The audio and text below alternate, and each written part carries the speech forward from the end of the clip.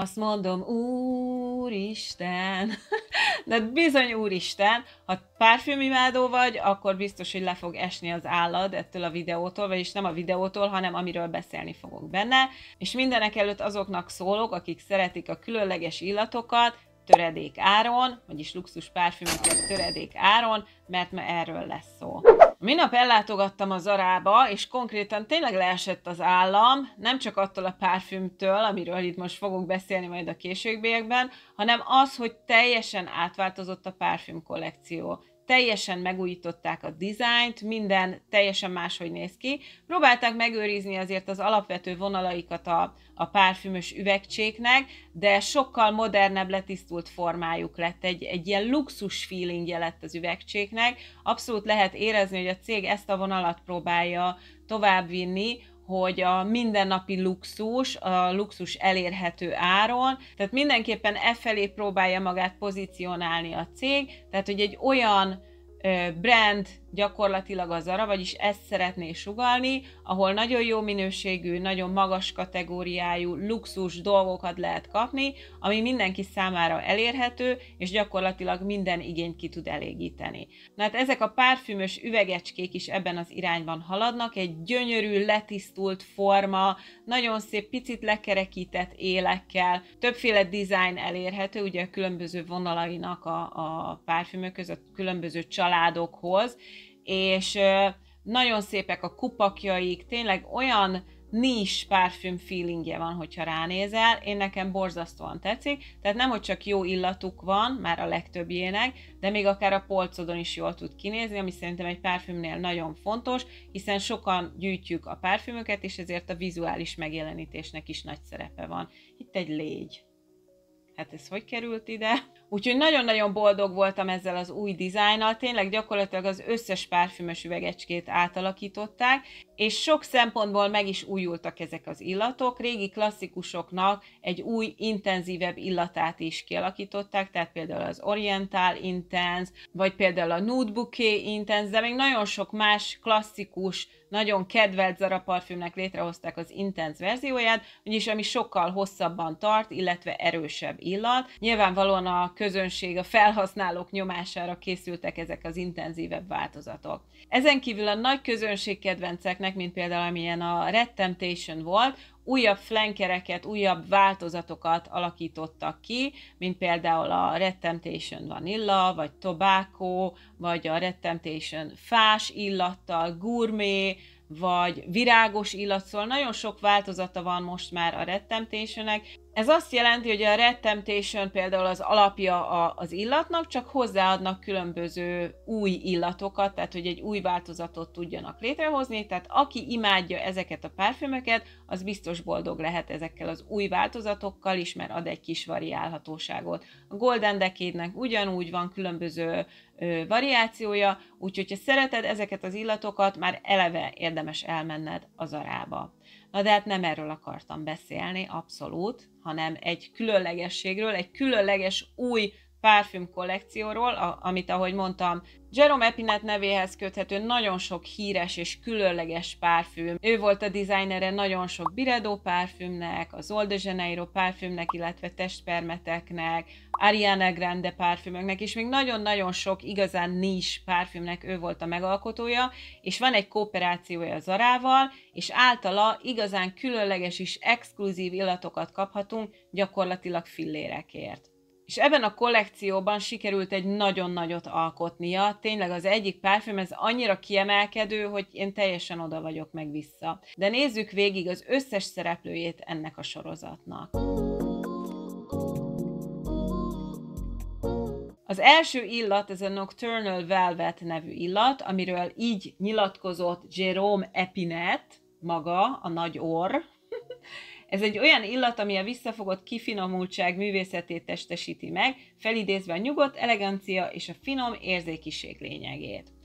Hát valóban ez egy visszafogott parfüm. Ennek a parfümnek az egyik hangsúlyosabb eleme az eper, és egy picit látok hasonlóságot az új Dior parfüm és között, abból a szempontból, hogy mind a kettőben az eper játsza a főszerepet. Ezáltal ez egy ilyen nagyon nyárias, nagyon lányos, nagyon kis girly illatocska lett. Én nem azt mondom, hogy valami hű, de mély és komoly illat, ez egy kis könnyed, nyári felhőcske, epres felhő, van benne bazsarózsa, rózsa, virágos illatok, de számomra az eper az, ami a leghangsúlyosabb, ő játsza a főszerepet. A szívillatban gardénia, jázmin, málna és szilva található, úgyhogy ezek adnak neki egy pici gyümölcsösséget, de hát ahogy érezhetitek ebből az összetevőkből, hogy ez ad egy ilyen pink illatfelhőt, egy ilyen kis rózsaszínes valamit, ami egy ilyen nagyon édes, de nagyon könnyed,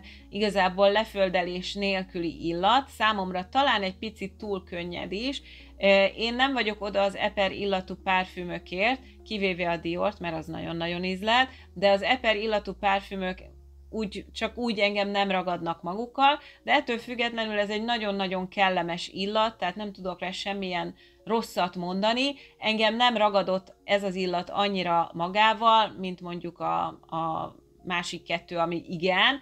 Tehát aki szereti ezt a aki szereti ezeket a nagyon lányos, rózsaszínes, gyümölcsös illatokat, aminek az alapja pézsmat, illetve ambroxán, tehát ez ad neki egyfajta tisztaságot, púderességet is, ami tovább fokozza ezt a lányos érzést. Tehát nekem ez egy picit ilyen fiatalosabb illat, de mindenképpen nagyon kellemes, én magamon nem tudom elképzelni, de mint illat nagyon tetszik, és ugye ambroxán van benne, amiről már tudjuk, ha nézted a korábbi videóimat, hogy ő felelős azért, hogy mennyire tartós egy párfüm. Ez egy viszonylag tartós párfüm, egyik sem egy atombomba, amikről most beszélek, de egy olyan elég rendes tartósága van mindegyiknek. Az illat terjedése mind a 4 párfümnél, amiről beszélni fogok, az közepes, tehát egyik sem tolakodó illat, nyugodtan lehet hordani a hétköznapokban, ha beszáll valaki a liftbe melléd, nem fog elájulni, be tudsz menni vele az irodába, tehát ez egy olyan párfüm, ami hordható a mindennapokban. Szerintem nagyon fontos, amikor párfümöt viselünk,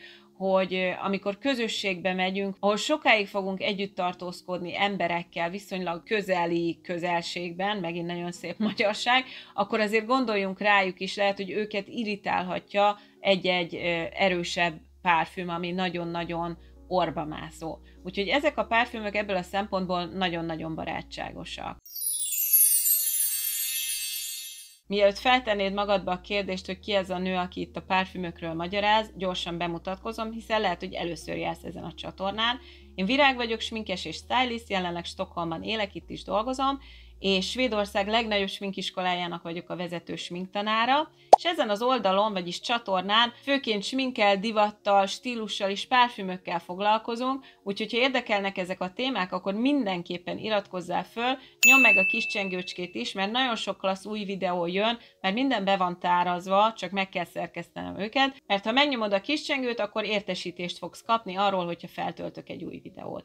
Ezen kívül érdemes követni az összes social media oldalamon is, ahol klassz ötleteket, tippeket, illetve személyes történeteket szoktam megosztani, úgyhogy itt is követhetsz, csatlakozhatsz a Facebook csoportunkhoz, ahol hasonló érdeklődésű hölgyekkel, illetve velem beszélgethetsz, illetve látogass el a blogomra, ahol szintén párfümökkel, divattal, stílussal, mindennel, kozmetikával, mindennel kapcsolatos blogposztokat találhatsz meg, amiket érdemes elolvasgatni. Előre is köszönöm.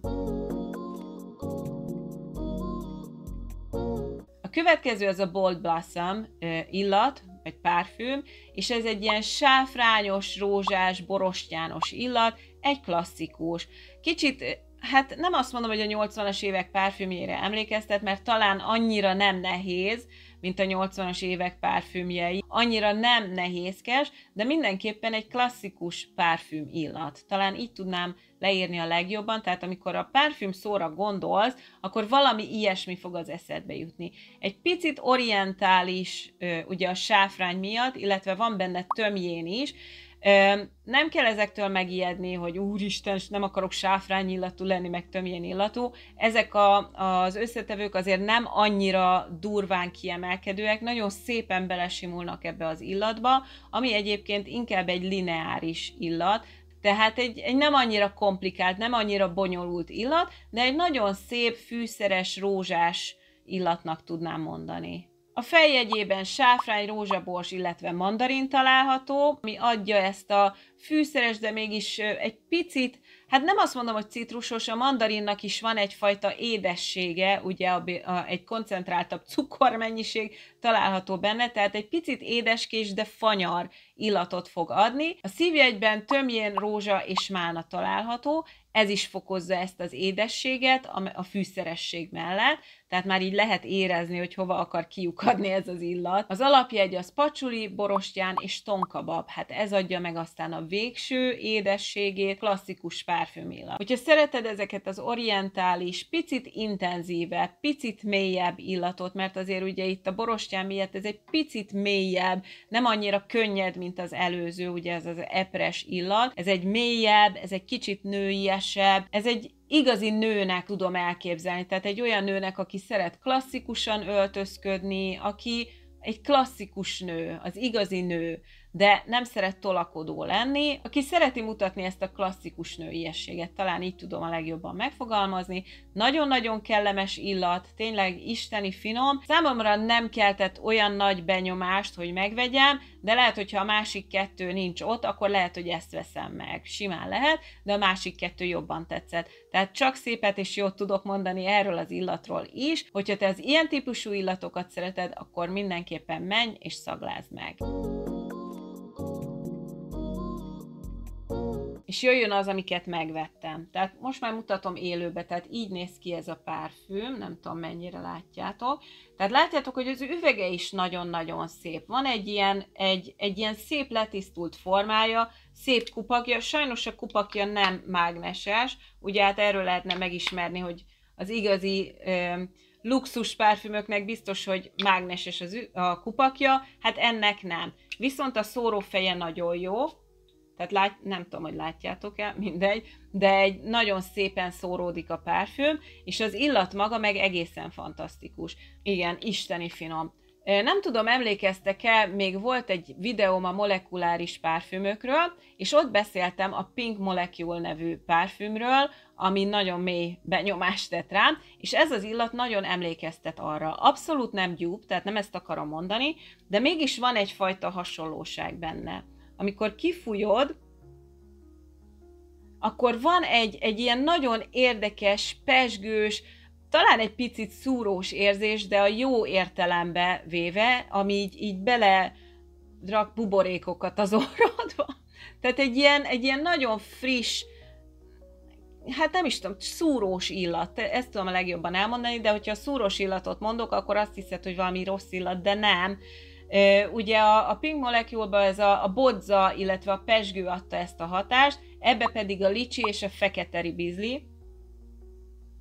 Hú, isteni finom! Amikor először kifújod, van egy picit ilyen citrusos, fűszeres illata, és ez a bergamotnak, a fekete ribizlinek, illetve a rózsaborsnak köszönhető, ez hoz létre egy ilyen, ezt a kis pezsgő, bubbly feelinget, ami először megcsapja az orrodat, nagyon-nagyon kellemes. A szívillatában rózsa, licsi, guava és magnólia található, a magnóliát én nagyon-nagyon imádom, ez kikönnyíti egy picit ezt a gyümölcsösségét ennek a parfümnek, de hát már ez eleve érezhetően ad egyfajta édességet, de emellett egy kis savanykásságot is, tehát ez a parfüm, ez nem lesz egy ilyen túlságosan szirupos, még hogyha az alapillatában található cukor, akkor sem. Mert hogy az alapjegyében ambroxán, cukor, pacsuli és pézsma található, tehát lesz a pézsmától egyfajta fűszeressége, púderessége, egyfajta tisztasága, és ugye hát nyilvánvalóan a cukor az ad hozzá egy nagyon erős édességet,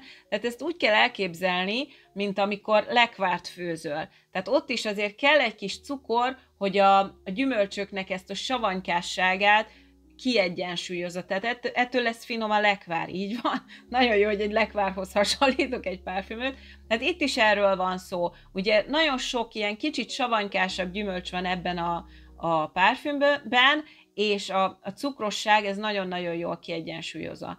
Ez is egy ilyen rózsaszínes illat, szerintem egy picit eredetibb, mint az első, amit említettem, és én nagyon különlegesnek érzem, tehát nagyon érdekesnek találom ezeket a jegyeket benne, ahogy így összeolvadnak. Egyáltalán nem sziruposan édes, egy nagyon-nagyon jól kiegyensúlyozott párfüm. Ugye hallhattátok, hogy van az alapjegyben ambroxán, tehát ebből is már következtethetünk, hogy ez egy viszonylag tartós párfüm, és ez valóban így van, amikor megvettem, hazajöttem, természetesen letusoltam, és utána befújtam magam vele, és még reggel is éreztem, amikor felébredtem. Nyilvánvalóan csak azért, mert én azt mondom, hogy tartós egy párfüm, azért ne vegyél rá mérget, mert nyilvánvalóan ez függ a te bőrkémiától is, úgyhogy mindenképpen, hogyha nagyon szeretnél rajta elgondolkozni, hogy most ez megéri-e vagy nem, és te csak tartós párfümöt vásárolsz, akkor mindenképpen teszed le a csuklódon, vagy a könyökhajlatodba, és nézd meg, hogy neked mennyire lesz tartós. Én úgy gondolom, hogy egy jól kikevert, vagy egy jól megalkotott párfüm, ha ilyen áron van, mint a Zara párfümjei, akkor is megéri megvenni, hogyha nem tart 24 órát.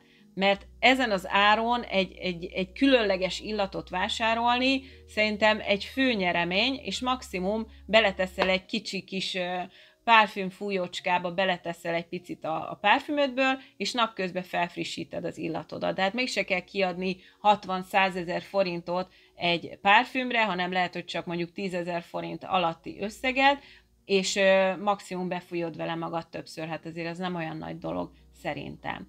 Szóval a lényeg, ez a párfüm szerintem egy nagyon érdekes, nagyon különleges, picit lányos, picit rózsaszínes, picit ilyen bubbly, szóval az azért mindent elmond, hogy én ezt a dorkának vettem meg, ettől függetlenül én is használom, azért elárulom. Hát nincs olyan nagyon régóta meg, mert azt hiszem 2 napja vettem meg, azóta tesztelgettem őket, és én tartósnak érzem abszolút, és több bókot is kaptam az illatomra, mind a 2-re, úgyhogy meleg szívvel tudom nektek ajánlani ezt az illatot.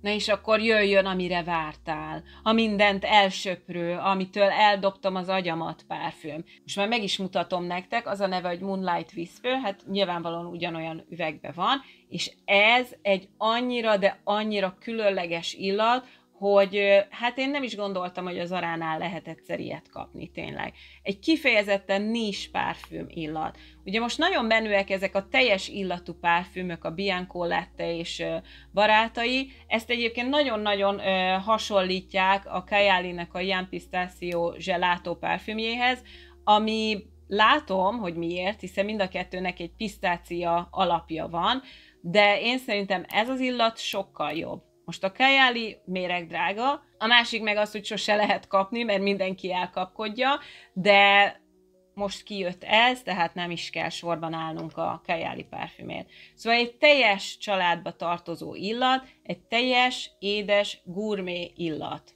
ez a párfüm. És nagyon-nagyon érdekes, hogy amikor kifújom, akkor teljes mértékben sztíriai metélt illata van. Nem tudom, hogy te szoktál-e csinálni sztíriai metéltet, én nagyon sűrűn szoktam, mert az egész család imádja, és tök ilyen illata van. Van ugye egy kis citrusos, édes, teljes illata, ami teljes mértékben erre emlékeztet. Szerintem nagyon vicces, hogy ilyen ételekben beszélek a párfümökről, de abszolút ilyen érzete van. A fejjegye ennek a párfümnek bergamot, karamellizált pisztácia, illetve kardamom. Én nagyon szeretem a kardamomot a párfümökbe, ha te nem szereted, akkor lehet, hogy ez nem a te illatod, mert a kardamom nagyon-nagyon erősen kiérződik belőle. Mindenképpen szagold meg, mielőtt ne vedd meg vakon, főleg, hogyha óckodsz a kardamomtól. Miután ugye elsőre megérzed ezt a sztíriai metélt illatot, utána szépen a következő percekben viszonylag hamar már rögtön megérzed ezt a diós, pisztáciás illatot, ezt az édességét a párfümnek, illetve a kardamomot, és összeáll egy ilyen nagyon-nagyon érdekes elegyé. A szívillatban ibolya, bazsarózsa és bellini található. A Kayali párfümben ott rum van, a Young Pistachio-ban, itt pedig bellini, ami szerintem sokkal jobb. Nekem nem ízlett annyira a rumos aroma a Kayaliban, viszont ez a bellini ad neki egy ilyen érdekességet, egy izgalmasságot, mint ahogy egy sütinek is, hogyha egy pici kis valami alkoholt beleöntesz, az ad neki egyfajta izgalmasságot, itt is erről van szó. Nem fogod azt kiérezni, hogy Bellini, de ad neki egyfajta kis izgalmasságot. Az ibolyát és a bazsarózsát nem fogod annyira erőteljesen érezni, ezek inkább mellékszereplők, sokkal inkább érzed ezt a pisztáciás, karamellás, édességes illatot, ezek csak így segítenek neki, hogy ne legyen annyira fullasztóan édes a párfüm. Egyébként az egyik kedvenc párfümömben, a Celeste nevű párfümben, az is egy ilyen nagyon édeskés illat, és abban is van ibolya, és én nagyon szeretem ezt a kis rejtett ibolya illatot, ad egy ilyen nagyon-nagyon érdekességet a párfümöknek. Magában az ibolya illatot egyáltalán nem szeretem, úgyhogy ez nagyon érdekes. Akkor szeretem, mikor egy ilyen picit mellékszerepet játszik az ibolya, mint ahogy ebben a párfümben is. Az alapjegye pézsma, borostyán és vanília, ez megint ad neki egy édességet, ez adja ezt a picit teljesebb illatot neki, és az egész egy nagyon-nagyon szép eledjé alakul. Nagyon szépen fejlődik ki az illat, tehát minden fázis nagyon szépen végig lehet érezni, és egyáltalán nem sziruposan édes, pontosan azon a határon van, ami kellemes lehet azoknak is, akik körülötted vannak. Tehát nem túlzás, hanem egy elviselhető, még olyan környezetben is, amikor mondjuk sokan vagytok együtt, vagy közel vannak hozzád az emberek. Ja, úristen, nagyon-nagyon jó illat, tehát egyszerűen nem tudok betelni vele. Talán azt tudom mondani, hogy ez az egyik legjobb illat, amit szagoltam ebben az évben. Nagyon-nagyon különleges, semmivel nem tudom igazából összehasonlítani, még hogyha nagyon sokan hasonlítják is a Kayalihoz. Nem, abszolút nem ugyanaz. Lehet, hogy az inspirációjuk ugyanaz, de ez egy sokkal jobban átgondolt illat, én szerintem legalábbis. Úgyhogy én nagyon boldog vagyok, hogy erre rátettem a mancsomat.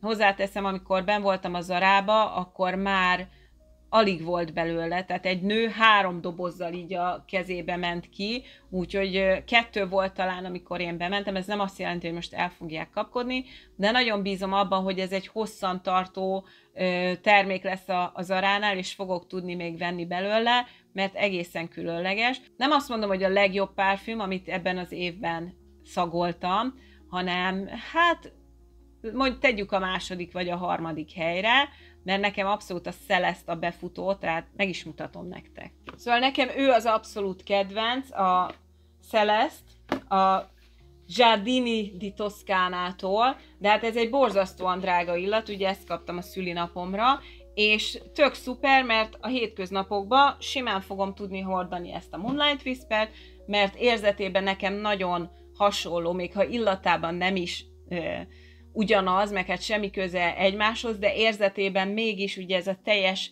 fűszeres, édes illat. Összefoglalásul talán annyit tudnék mondani, mert hát már megint nagyon sokat beszéltem, hogy ez a párfüm nekem olyan érzetet ad, mint egy cukrászdai látogatás emléke vasárnap délután. Szóval nem olyan, mint hogyha belépnél egy cukrászdába, mert ugye az egy nagyon szirupos, nagyon erős cukorillat, gyakorlatilag egy ilyen cukros illat, de ez nem ennyire erős, nem ennyire szirupos, hanem mint hogyha az emléke lenne, mint hogyha benne van a park is, amin átsétáltál, hogy odaérjél a cukrászdához, de benne van maga a cukrászdai élmény is ezzel a diós, édeskés, fűszeres, teljes feelinggel. Úgyhogy, ha te is szereted az ilyen gourmet párfümöket, akkor mindenképpen javaslom, hogy menj el a Zarába, de egyébként amúgy is javaslom, hogy menj el és nézegesd meg a többi párfümöket is, és válogass ki, hogy neked mi az, ami tetszik. De én nagyon boldog vagyok a választásaimmal. Nagyon kíváncsi vagyok, hogy ti voltatok-e mostanában a Zarába, és kipróbálgattatok-e bármit, és ha igen, akkor mi az, ami nektek tetszett, mi az, ami titeket megfogott. Én szerintem vannak eléggé klassz, különleges illatok, amiket érdemes megvenni, még akkor is, ha mondjuk te a drágább designer párfümöket szereted, azért hétköznapra nem feltétlenül kell egy 60-70 ezres párfümöt hordani, meg lehet azt tartani mondjuk egy nagyobb eseményre is, és ezt meg így elfújgálod napközben. Szóval mindenképp írjátok meg kommentben, nagyon kíváncsi vagyok. Egyébként meg, hogyha érdekelnek a párfümök, meg a párfümök világa, akkor ide a végére be fogok linkelni neked pár videót, amit érdemes esetleg megnézni, hogyha többet szeretnél tudni a párfümökről, illetve szeretnél kapni néhány tippet, hogy hol érdemes vásárolni. Hogyha tetszett ez a videó, akkor mindenképpen lájkold, kérlek szépen, nekem ez egy nagyon jó visszajelzés. oszd is meg, hiszen lehet, hogy más kedves nőtársunknak is hasznos lehet, és hát ne felejts el feliratkozni, ezt már nagyon sokszor mondtam. A kis csengőcskét se felejtsd el, hiszen nem akarsz lemaradni semmilyen új videóról, úgyhogy mindenképpen nyomd meg. Amúgy meg nagyon köszönöm, hogy itt voltál velem, találkozunk hamarosan. Sziasztok!